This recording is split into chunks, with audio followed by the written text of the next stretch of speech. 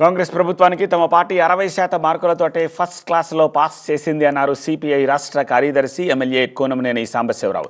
గత ప్రభుత్వంతో పోల్చితే కాంగ్రెస్ పాలన 90% మెరుగ్గా ఉందన్నారు. బీఆర్ఎస్ బీజేపీలు అధికారంలోకి రావాలని తాము కోరుకోవట్లేదని అన్నారు. కాంగ్రెస్ పార్టీకి మద్దతిచ్చిన ప్రజా ఉద్యమాలలో వెనక్కు తగ్గేది లేదన్నారు కూనంనేని. కానీ అదే సమయంలో ఈ ప్రభుత్వం అయిపోవాలి, ఈ ప్రభుత్వం పోవాలి, ఈ ప్రభుత్వం చచ్చిపోవాలి అని కొంతమంది కోరుకున్నట్టుగా మేము అనుకోం. ఎందుకంటే ఈ ప్రభుత్వం ఉండాలని అనుకుంటాం. ప్రభుత్వం ఉండాలి. ఎందుకు ఉండాలంటే మేము గెలిపించాం. ప్రభుత్వం పోతే ఎవరు వస్తారు? మళ్ళీ ఎవరు రావాలి?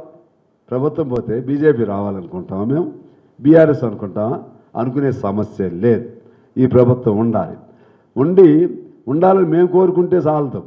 మీరు కూడా ఉండే విధంగా ప్రజల అభిమానం సంపాదించుకోవాలని చెప్తూ అంతిమంగా నేను ఈ సంవత్సర కాలం పాలనకి, ఈ ప్రభుత్వ పాలనకి 60 మార్కులతో ఫస్ట్ క్లాస్ మార్కులు ఇస్తున్నాం.